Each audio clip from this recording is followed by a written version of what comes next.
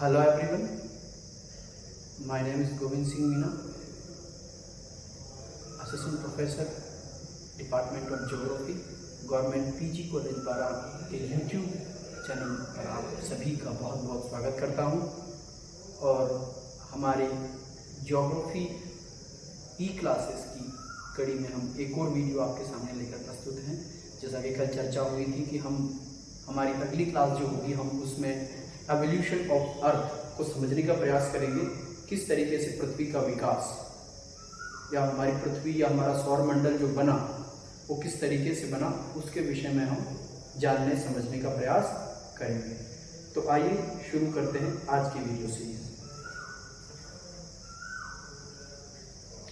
सबसे पहले पृथ्वी शुरू से ही, पृथ्वी या ब्रह्मांड या सौरमंडल शुरू से ही हमारे आकर्षण का केंद्र रहे। किस तरीके से बनी, इसका विकास धीरे धीरे कैसे हुआ, पृथ्वी पर जीवन की उत्पत्ति कैसे हुई, ये बहुत सारी ऐसी थॉट्स है जो हमारे दिमाग में शुरू से ही, जब से मानव जाति का विकास इस पृथ्वी पर हुआ तब से उसके मन में चलती रही है। लेकिन इसका सटीक उत्तर आज तक भी हम नहीं खोज पाए हैं कि ऐसा हुआ होगा। सब कुछ परिकल्पनाओं के आधार पर ही चलता आया है। पहले धार्मिक परिकल्पनाएं थी कि ईश्वर ने पृथ्वी को बनाया, कोई ईश्वरीय सत्ता है जिसने सब कुछ विकास किया।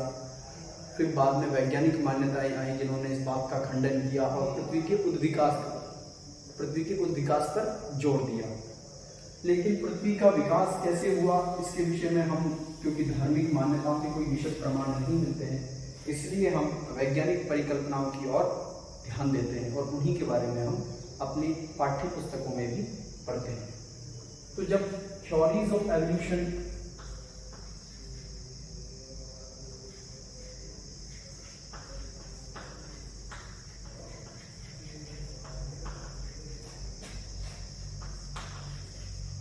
पृथ्वी के उद्विकास की संकल्पना, थ्योरीज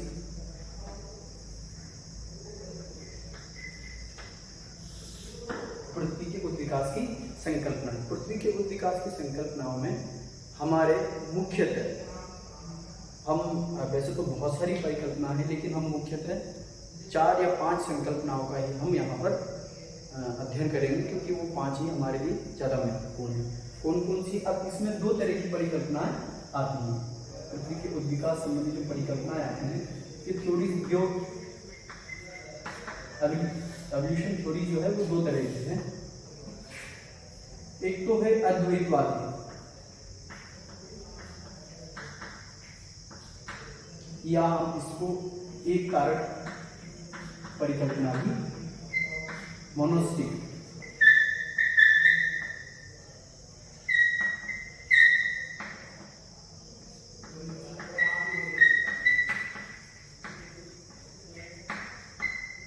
और दूसरी होती है द्वैतवादी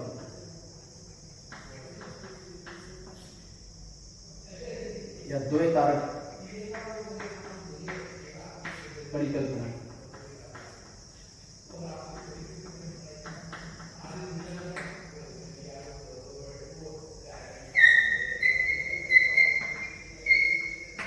ड्यूअलिस्टिक हाइपोथेसिस।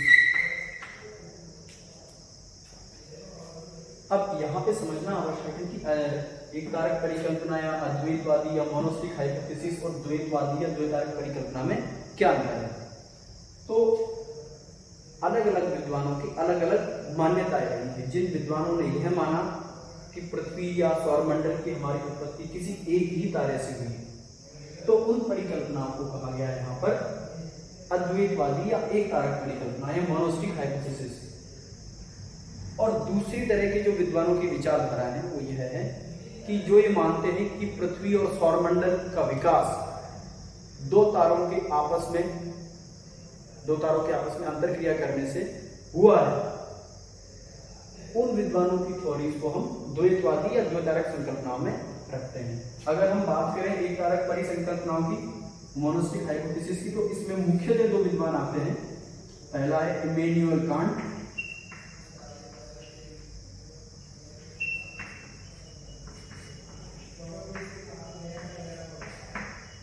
इमैनुअल कांट की हाइपोथेसिस का नाम है वायव्य राशि परिकल्पना, कांट की वायव्य राशि परिकल्पना,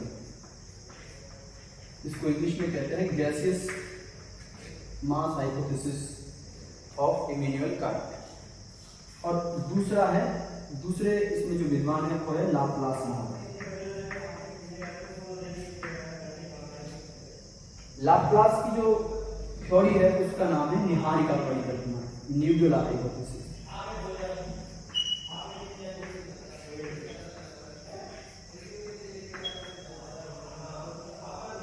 ये जो दो अवधारणाएं हैं ये एक कारक परिकल्पना में मुख्य हम इन हाइपोथेसिस को पढ़ेंगे, और द्विकारक परिकल्पनाओं में मुख्यतः जिन विद्वानों का नाम आता है वो है चैम्बरलिन और मोल्टन।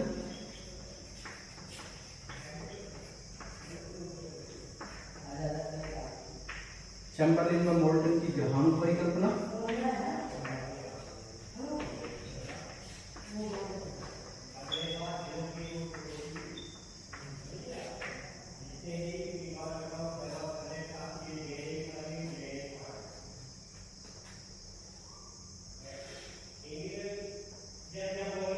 और भी इसमें जो विद्वानों के नाम है इनको हम आगे चल करके और देखने समझने का प्रयास करेंगे। आज का जो हमारा विषय रहेगा वो इमैनुअल कांट की वायव्य राशि परिकल्पना को हम समझने का प्रयास करेंगे। एक कारक परिकल्पना और द्विकारक परिकल्पना ये प्राचीन मान्यताएं हैं, ये 17वीं शताब्दी 18वीं शताब्दी के आसपास की मान्यताएं रही हैं, जिस समय फिजिक्स का या विज्ञान के नियमों का भी उतना विकास नहीं हुआ था जितना कि वर्तमान समय में। फिर उसके बाद 1950 के दशक में, 1960 के दशक में बिग बैंग थ्योरी हमारे सामने आई, और जिसने हमको इस पूरे यूनिवर्स के फिनोमेना को समझने का एक अलग ही नजरिया दिया। तो अभी हम चूंकि ईश्वरीय मान्यताओं के ऊपर कांटेली बफन नाम के एक वैज्ञानिक हुए, उन्होंने सबसे पहले इसके खिलाफ आवाज लगाई कि नहीं, ये जो सौर मंडल या पृथ्वी जो है वो ईश्वर या किसी ईश्वरीय सत्ता की उत्पत्ति नहीं, महज एक विकास का परिणाम है। उसके बाद से अब चूंकि इनके कदम उस हिसाब से ज्यादा महत्वपूर्ण है तो हम इनको पढ़ना शुरू करेंगे।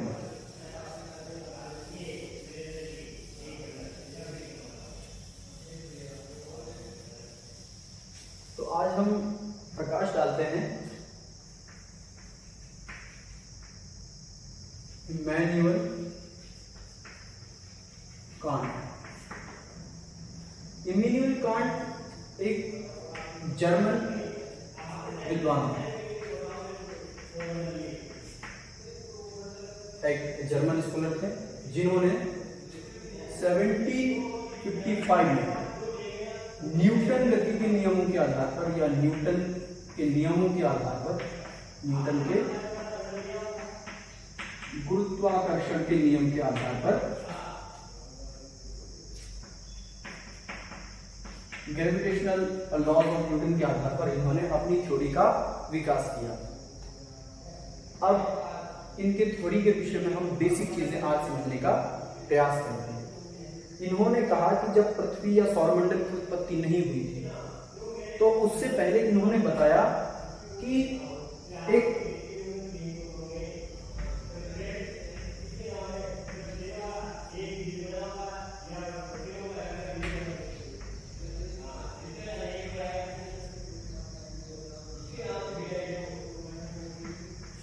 पहले से गैसों का निर्मित एक बादल था, पहले से गैस का निर्मित एक बादल था जिसके जो पार्टिकल थे वो मोशनलेस थे।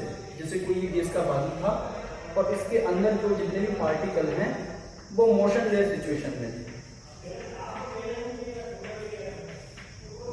यानी कि रेस्ट थे, बिल्कुल इनमें गति नहीं थी।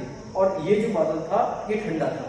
लेकिन फिर इन्होंने अपनी थ्योरी को आगे बढ़ाते हुए कहा कि इन कणों में, और ये जो बादल था, जो गैस का बना हुआ बादल था, इसको इन्होंने नाम दिया नेबुला।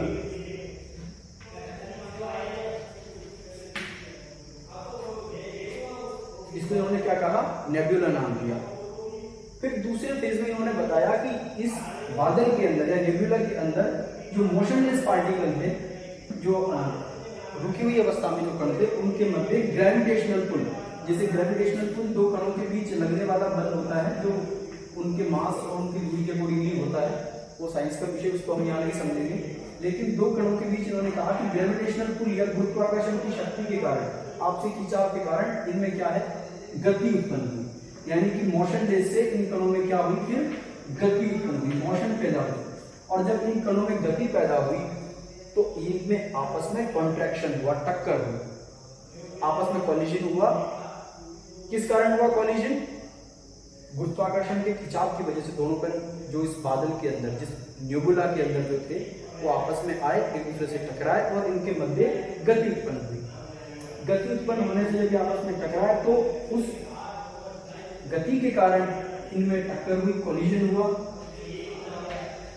और कॉलिजन के कारण जब गति हुई, टक्कर हुई, तो उससे इस नेबुला का जो टेम्परेचर था, जो तापमान था, उसमें वृद्धि होती चली गई। यहाँ पे आप क्रमिक रूप से आप इसको समझने का प्रयास करें कि सबसे पहले क्या था, नेबुला एक ठंडी गैस का समूह था जिसमें जो कण है नेबुला के वो मोशनलेस पार्टिकल थे। लेकिन बाद में इन्होंने कहा कि ग्रेविटेशनल पुल की वजह से इनमें गति पैदा हुई और आपस में जब ये एक दूसरे की तरफ आकर्षित हुए तो इस नेबुला में आपस में इन कणों में टक्कर हुई, कॉलिजन से क्या हुआ, इस पूरे नेबुला का टेम्परेचर बढ़ गया। जैसे ही इस नेबुला का टेम्परेचर बढ़ा तो ये किसी भी वस्तु का स्वभाव होता है कि जैसे ही किसी भी वस्तु का टेम्परेचर इंक्रीज होगा तो उसका वॉल्यूम या उसका आयतन बढ़ जाता है। वो चीज, सीधी सी बात यह है कि कोई चीज का अगर तापमान बढ़ा दिया जाए तो वो चीज फैलेगी, और यदि किसी चीज का तापमान घटा दिया जाए तो उसमें कॉन्ट्रैक्शन होगा, वो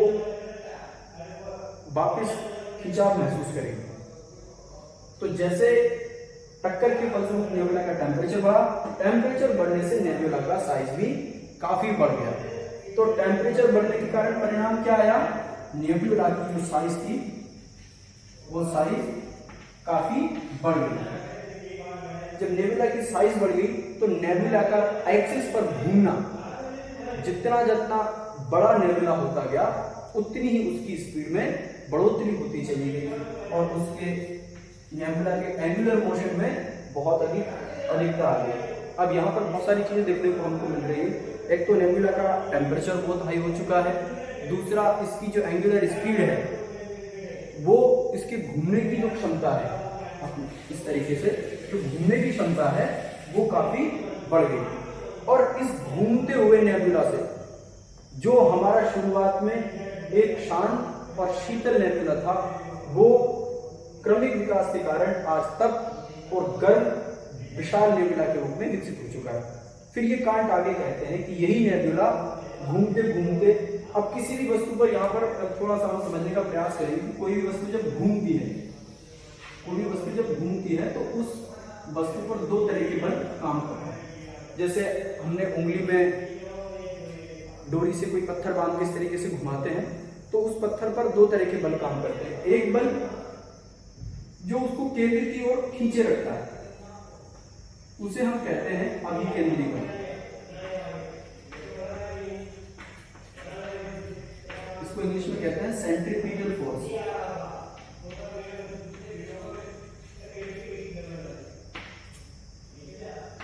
और दूसरा बल जो इसके बिल्कुल विपरीत काम करता है वो वस्तु को केंद्र से बाहर की ओर धकेलता है, जिसे हम कहते हैं अपकेंद्री बल।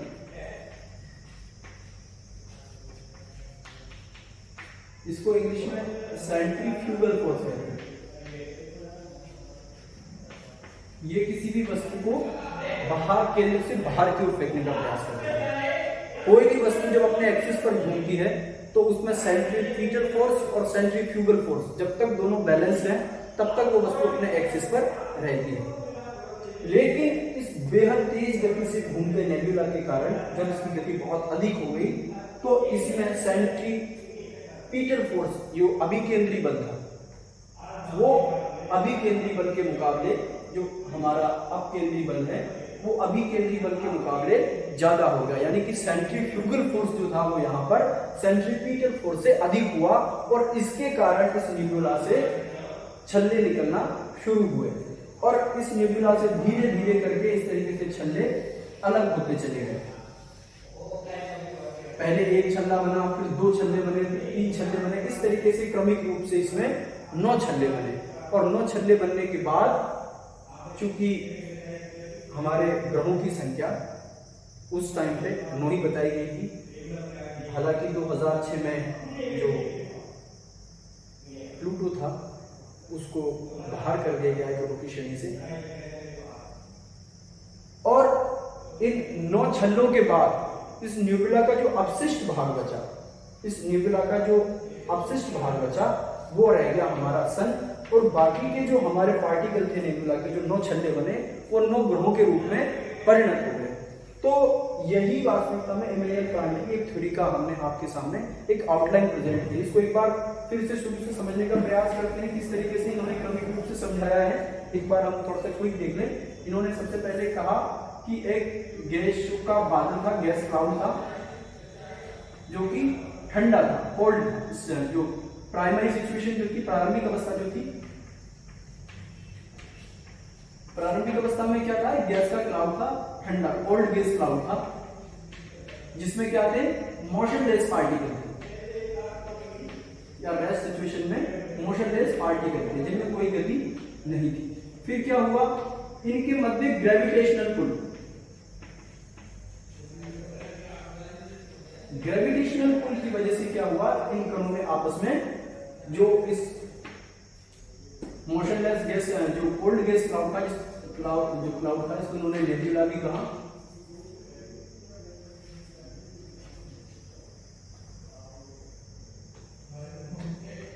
नेबुला।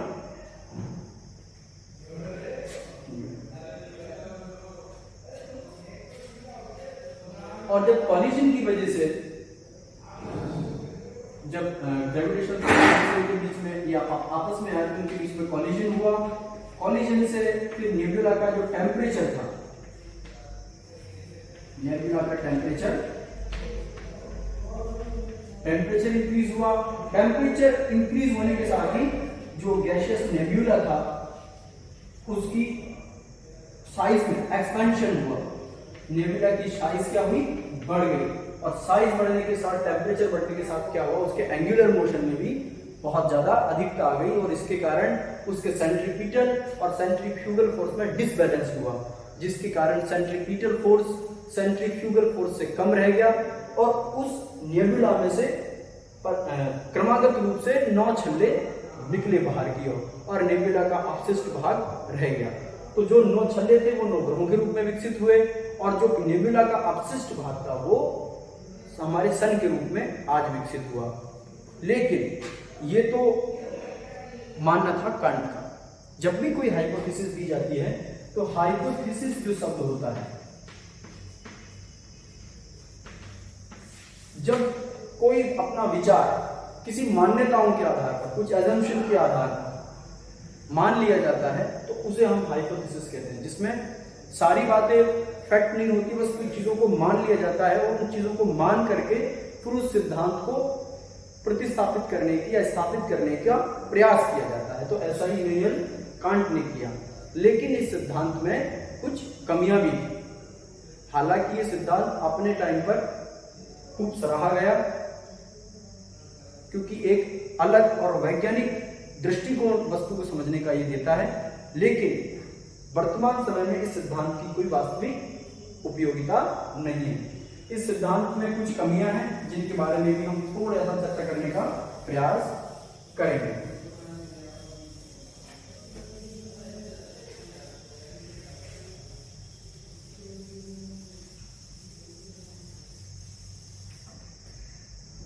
सबसे पहला तो ये कहते हैं कि अब हम इसकी कुछ जो कमियां हैं, इस सिद्धांत में क्या क्या कमियां रही हैं उनके बारे में डिस्कस कर रहे हैं। तो सबसे पहली कमी तो ये कहते हैं कि जो प्रारंभिक जो गैसीय बादल जिन्होंने बताया वो कहां से बना, जो प्रारंभिक नेबुला था उसकी उत्पत्ति कैसे हुई, जिस बादल को इन्होंने नेबुला नाम दिया वो कैसे बना, उसके बारे में इनका कोई स्पष्ट विचार नहीं है। दूसरा ये कहते हैं कि पहले तो इस प्रारंभिक गैसीय बादल में जो इसके कण होते हैं वो गतिहीन अवस्था में होते हैं, मोशनलेस पार्टिकल होते हैं। फिर वो बाद में कहते हैं कि गुरुत्वाकर्षण के खिंचाव के कारण इनमें गति पैदा हुई। लेकिन अपनी ही बात को दो विपरीत तरीके से, अगर कण पहले ही सर्वाइव कर रहे थे तो ग्रेविटेशनल पुल पहले से ही क्यों नहीं लगा, फिर बाद में उनमें ग्रेविटेशनल पुल कैसे आया? दूसरा पॉइंट ये है। और तीसरा पॉइंट ये है कि ये फिजिक्स के ये कहते हैं कि हमारा जो सिद्धांत है वो न्यूटन गति के नियमों के आधार पर या न्यूटन के सिद्धांत के ऊपर बेस्ड है, लेकिन यह नियम कोणीय संवेग के नियम का पालन नहीं करता। तो ये इसकी कुछ कमियां हैं, लेकिन फिर भी अपनी बात को रखने का प्रयास कांट महोदय ने किया। कल की जो हमारी वीडियो सीरीज होगी हम उसमें लाप्लास की परिकल्पना को समझने का प्रयास करेंगे, जो उनकी नेब्यूला हाइपोथेसिस थी। आज का जो ये दूसरा हमारा इस सीरीज का दूसरा वीडियो है, इसमें निश्चित रूप से कुछ कमियां या कुछ थोड़ी समस्याएं जरूर रही होंगी। तो आपको जो भी कुछ सुझाव देने हो या कुछ कमी रह गई हो तो आप प्लीज़ उसको कमेंट बॉक्स में ज़रूर डालिए और हमें सुझाव दें ताकि हम अपना काम और बेहतर थोड़ा कर सकें। कल फिर एक नई वीडियो सीरीज के साथ हम मिलेंगे। धन्यवाद।